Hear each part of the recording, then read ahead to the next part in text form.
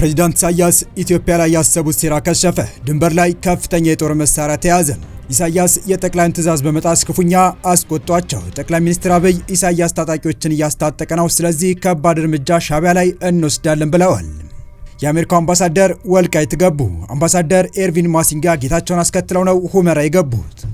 በአሰብ ወደብ ጉዳይ የገቡበት ውጥረት እጅጉን ከፍ እያለ የመጣው ኢትዮጵያና ኤርትራ መካሰሳቸውና የጦርነት ዝግጅታቸው በቀጠለበት በአሁኑ ወቅት የኤርትራው አምባገነን መሪ ኢትዮጵያ ላይ ያሴሩት ሴራ በመንግስት ጥረት መክሸፉ ተነግሯል። በኢትዮጵያ የውስጥ ጉዳይ ጣልቃ መግባትና አኩራፊ ቡድኖችን ማስታጠቅ ዋነኛ አጀንዳቸው የሆነው ኢሳያስ በአማራ ክልል የሰላም ጥሪ ላልተቀበሉ የፋኖ ታጣቂዎችን ለማስታጠቅና ኢትዮጵያ ላይ የእጅ አዙር ጦርነት ለመክፈት በማለም ወደ ኢትዮጵያ አስርገው ያስገቡት መሳሪያ በቁጥጥር ስር መዋሉን የተነገረው። ሻዕቢያ ምን አይነት መሳሪያዎች ነው ወደ ፋኖ ታጣቂዎች ሊያደርስ የነበረው? ብዛቱስ የሚለውን እንመለከታለን። በሌላኛው መረጃችን ደግሞ ከሰሞኑ ሁለት ዓለም አቀፍ የረድኤት ድርጅቶችን ከዞኗ እንዳስወጣች የተነገረው ወልቃይት በዛሬው ዕለት የአሜሪካው አምባሳደር መቀበላት ሰምቷል።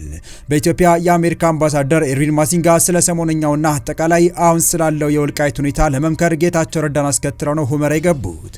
በዝርዝር እንመለስበታለን።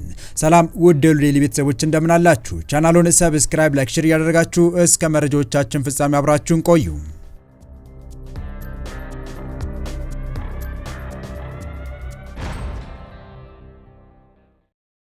እንኳን አደረሳችሁ።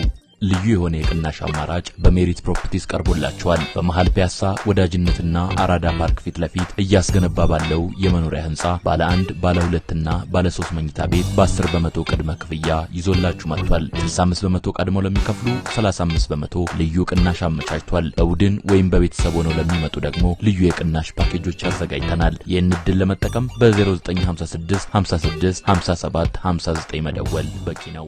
የኢትዮጵያ ፌዴራል ፖሊስ የሻዕቢያ መንግስት ከኢትዮጵያ ውስጥ ባንዳዎችና ታሪካዊ ጠላቶች ጋር በማበር የሀገራችን ሰላም ለማደፍረስ ጽንፈኛውን የፋኖ ቡድን ለማስታጠቅ በስውር የላከውን ከ56000 በላይ የተለያዩ የጦር መሳሪያ ጥይቶችን በቁጥጥር ስር ማዋሉን ገለጸ። ጠቅላይ ሚኒስትር አብይ አህመድ ከዚህ ቀደም በፓርላማ የኤርትራ መንግስት የኢትዮጵያ ታጣቂዎችን እያስታጠቀ እንደሆነ ገልጸው ማስታጠቅ የማያቆም ከሆነ ግን ከባድ እርምጃ እንደሚወስዱ ገልጸው የነበረ ሲሆን የኤርትራ መንግስት ማስጠንቀቂያውን ችላ በማለት ሊፈጽመው የነበረው ድርጊት ራሱ ላይ ቃታ የመሳብ ያህል ከባድ ነውም እየተባለ ይገኛል። የኤርትራው መሪ ኢሳያስ አፈወርቂ በተደጋጋሚ ጠቅላይ የሰጡትን ማስጠንቀቂያ በመጣሳቸው ምክንያት ጠቅላዩ ቀጣይ በሻዕቢያ መንግስት ላይ ወታደራዊ እርምጃ እንደሚወስዱ ይጠበቃል። የኢትዮጵያ ፌዴራል ፖሊስ ከሌሎች የጸጥታ አካላት ጋር በመቀናጀት ሻዕቢያ መንግስት ከኢትዮጵያ ውስጥ ባንዳዎች ጋር ታሪካዊ ጠላቶች ጋር በማበር የሀገራችን ሰላም ለማደፍረስ የጽንፈኛው ፋኖ ቡድንን ለማስታጠቅ በስውር የላከው ከ56000 በላይ የተለያዩ የጦር መሳሪያ ጥይቶችን ከሁለት ተጠርጣሪዎች ጋር በወልዲያ የፍተሻ ጣቢያ በቁጥጥር ስር መዋሉን ገልጿል። እጅ ከፍንጅ ቁጥጥር ስር በዋሉት ሁለት ተጠርጣሪዎች ላይ በተደረገ የመጀመሪያ ደረጃ ምርመራ ጥይቶቹ በሻዕቢያ መንግስት እንደተላኩና ጽንፈኛ ህወሓት በትግራይ ክልል መቀሌ ላይ ተቀብሎ ወደ አማራ ክልል ሸዋሮቢት በማስገባት ለጽንፈኛው ፋኖ ለማድረስ ሲንቀሳቀሱ እንደነበረ ተረጋግጧል።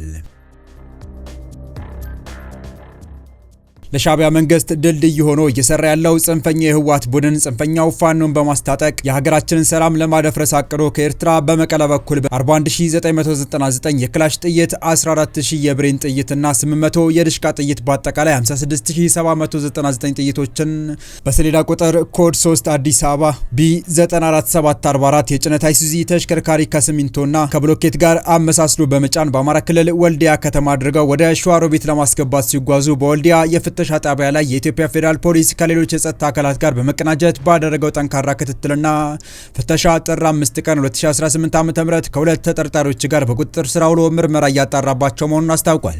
ባዳዎቹና ባንዳዎቹ ተቀናጅተው የሀገራችንን ሰላምና ደህንነት ለማደፍረስ ሀገራችን እያካሄደች ያለችውን ልማትና እድገት ለማደናቀፍ በተለያዩ ጊዜ ሲንቀሳቀሱ በቁጥጥር ስር መዋላቸው ይታወቃል። ኢትዮጵያ የጎረቤት ሀገር ኤርትራ መንግስት በአማራ ክልል ለሚንቀሳቀሱ የፋኖ ታጣቂዎች የተለያዩ አይነት የጦር መሳሪያ ጥይቶችን እየሰጠ ነው ስትልም ከሳለች። ፌዴራል ፖሊስ ረቡዕ ጥር 6 2018 ዓ.ም ባወጣው መግለጫ ከ56000 በላይ የተለያዩ የጦር መሳሪያ ጥይቶችን በቁጥጥር ስር አውያለሁ ብሏል። ፌዴራል ፖሊስ እነዚህ የጦር መሳሪያዎች የኤርትራ መንግስት ከኢትዮጵያ ውስጥ ባንዳዎችና ታሪካዊ ጠላቶች ጋር በማበር በትግራዩ ህወሓት በኩል የተላኩ ናቸው ሲልም ከሷል። ተያዙ የተባሉት ከ56000 በላይ የተለያዩ የጦር መሳሪያ ጥይቶች ሲሆኑ ሲያጓጉዟቸው የነበሩ ሁለት ተጠርጣሪዎች ጋር በወልዲያ ፍተሻ ጣቢያ ላይ በቁጥጥር ስር መዋላቸውን አመልክቷል። ኢትዮጵያ የባህር በር ጥያቄዋን ለመመለስ ያላትን አማራጭ እንደምትጠቀም ጠቅላይ ሚኒስትር አብይ አህመድ መግለጻቸውን ተከትሎ በሁለት ጎረቤት ሀገራት መካከል ያለው ውጥረት እየተካረረ መጥቷል። አብይ በተደጋጋሚ ኢትዮጵያ ባህር በር አልባ ሆና አትቀርም ሲሉ ይናገራሉ። ኤርትራ በአውሮፓውያኑ 1991 ነጻነቷን ማግኘቷን ተከትሎ ኢትዮጵያ ባህር በር አልባ ሀገር ሆና ቆይታለች። የኤርትራው ፕሬዝዳንት ኢሳያስ አፈወርቂ ባለፈው ሰኞ ከሀገራቸው ብሔራዊ ቴሌቪዥን ጣቢያ ጋር ባደረጉት ቆይታ የብልጽግና የቀይ ባህር ፍላጎት በኢትዮጵያ ህዝብ ላይ የታወጀ ጦርነት ነው ማለታቸው ይታወሳል። በኢትዮጵያና በኤርትራ መካከል ካለው ውጥረት ጋር በተያያዘ ለቀረበላቸው ጥያቄ የውሃ ጦርነት ብሎ ማወጅ ለማን ነው? ለኛ በቀጥታ የቀይ ባህር ጉዳይ አይደለም፣ የናይል ጦርነት ነው እየታወጀ ያለው። ጦርነቱ ማንን የሚመለከት ነው ብለዋል። ፌዴራል ፖሊስ እንደሚለው የኤርትራ መንግስት የፋኖ ታጣቂዎችን ለማስታጠቅ የሞከረው ኢትዮጵያ ውስጥ አለመረጋጋት ለመፍጠር ነው። ኢሳያስ ለጦርነት ዝግጅት ወደ ኢትዮጵያ ሰው አልባ አውሮፕላን ወይም ድሮንና ሌሎችም የጦር መሳሪያዎችን እየገቡ እንደሆነም ጠቅሷል። የፖሊስ መግለጫ እንደሚለው ተጠርጣሪዎች ላይ በተደረገው ምርመራ የጦር መሳሪያ ጥይቶቹ ከኤርትራ መንግስት የተላኩ መሆናቸውንና ህወሓት መቀሌ ላይ ተቀብሎ ወደ አማራ ክልል በማስገባት ለፋኖ ለማድረስ ሲንቀሳቀስ ነበር። ጥይቶቹን ሲያጉዙ ተይዟል የተባሉ ተጠርጣሪዎች ላይ ፖሊስ እያደረኩ ባለው ምርመራ ጥይቶቹ በሻዕቢያ መንግስት እንደተላኩና ጽንፈኛ ህወሓት ከመቀሌ ወደ አማራ ክልል ሸዋሮቢት ለማድረስ መንገድ ላይ እንደነበሩ ተናግሯል ብሏል። የኢትዮጵያ መንግስት ከህጋዊ ፖለቲካ ፓርቲነት የተሰረዘው ህወሓት ከኤርትራ መንግስት ጋር እየተባበረ ነው የሚል ወቀሳ ሲያሰማ ይህ የመጀመሪያው አይደለም። የውጭ ጉዳይ ሚኒስትር ጌዲዮን ጢሞቴዎስ የኤርትራ መንግስትና ህወሓት ኢትዮጵያ ውስጥ አለመረጋጋት ለመፍጠር እየተባበሩ ነው ብለው ከዚህ ቀደም የወቀሱ ሲሆን ሁለቱ ወገኖች ግን ይህን ክስ ያስተባብላሉ። ፌዴራል ፖሊስ የጠላት ኃይሎች በሀገራችን ላይ አደጋ ለማድረስ እየተንቀሳቀሱ በመሆናቸው የጸጥታ ኃይሉ የጀመረው ኦፕሬሽን አጠናክሮ እንደሚቀጥል ገልጾ ህብረተሰቡም ከጸጥታ ኃይሎች ጋር እንዲተባበር ጥሪ አቅርቧል። በቀጣይ መረጃ የአሜሪካው አምባሳደር ኤርቪን ማሲንጋ ወልቃይት ጠገዴ ሰቲት ሁመራ ገቡ። በኢትዮጵያ የአሜሪካ አምባሳደር ኤርቪን ማሲንጋ ወልቃይት ጠገዴ ሰቲት ሁመራ ከተማ ይፋዊ የስራ ጉብኝት ለማድረግ ዛሬ ረፋዱን ገብተዋል። አምባሳደሩ ሁመራ አውሮፕላን ማረፊያ ሲደርሱ የዞኑ ዋና አስተዳደር አቶ አሸተ ደምለውና ሌሎች ከፍተኛ የዞን አመራሮች ደማቅ አቀባበል አድርገውላቸዋል። በዚህ ታሪካዊ ጉብኝት ላይ ጠቅላይ ሚኒስትር አብይ አህመድ፣ የምስራቅ አፍሪካ ጉዳዮች አማካሪ አቶ ጌታቸው ረዳ የተገኙ ሲሆን የከፍተኛ አመራሮች በአንድነት መገኘት ለጉብኝቱ ልዩ ትኩረት ሰጥቶታል። አምባሳደር ማሲንጋ ወደ አካባቢ ያቀኑት በዞኑ ያለውን ወቅታዊ ሁኔታ ከአመራሮች ጋር ለመወያየትና በስፍራው የሚገኙ የጤና ተቋማት የሚሰጡትን አገልግሎት ለመመልከት መሆኑ ታውቋል። አምባሳደሩ በቆይታቸው በሰቲት ሁመራ የሚገኙ የጤና ተቋማትን የመሰረተ ልማትና የግብዓት አቅርቦት ሁኔታ በአካል ተገኝተው እንደሚጎበኙ ይጠበቃል። በተጨማሪም ከዞኑ አመራሮች ጋር በሚያደርጉት ውይይት በአካባቢው ሰብአዊ ድጋፎችን ማጠናከር በሚቻልበትና ተያያዥ የልማት ስራዎች ላይ ትኩረት እንደሚያደርጉ ተገልጿል። ይህ ጉብኝት በስትራቴጂካዊቷ የድንበር ከተማ ሁመራ ያለውን ማህበራዊና ኢኮኖሚያዊ እንቅስቃሴ ለመረዳት እንዲሁም የአሜሪካው መንግስት በጤናው ዘርፍ የሚያደርገውን ድጋፍ ለማጠናከር ያለመ መሆኑ ተመላክቷል። የአምባሳደሩ ጉዞ በወልቃይት ድንገተኛ እርምጃ መወሰዱ ከተሰማ በኋላ መሆኑ በቆይታቸው ከሰሞኑ ስለተወሰደው እርምጃ ሊመክሩ እንደሚችሉም ተገምቷል። በእነ ኮሎኔል ደመቀ ዘውዱ የሚመራው የወልቃይት አስተዳደር ከህወሓት ጋር እየሰሩ ነው ባላቸው ድርጅቶች ላይ ከቀናት በፊት ጥብቅ ውሳኔ አሳልፎ እንደነበር ይታወሳል። በአማራ ክልል በኩል የወልቃይት አስተዳደር ይፋ ባደረገው መግለጫ የወልቃይት ጠገዴ ሰቲት ሁመራ ዞን ከለውጡ ማግስት ጀምሮ በአካባቢው በተሰራ የተቀናጀ የጸጥታ ስራ አካባቢው ሰላማዊ እንዲሆን ከማስቻል ባለፈ ሰላሙን ከጸጥታ ኃይሉ ጋር በማስጠበቅ የልማት ስራዎችን እያከናወነ ይገኛል ሲል ገልጾ ነበር። መግለጫው በዞናችን የተለያዩ ሰብአዊ ድጋፎችን ለማድረግ ዓላማ የሚንቀሳቀሱ ግብረሰናይ ድርጅቶች ያሉ ሲሆን አብዛኞቹ በሚባል ሁኔታ የአካባቢው ማህበረሰብ የሚጠቅሙ ዘርፈ ብዙ ስራዎችን እያከናወኑ መሆኑን ገልጿል።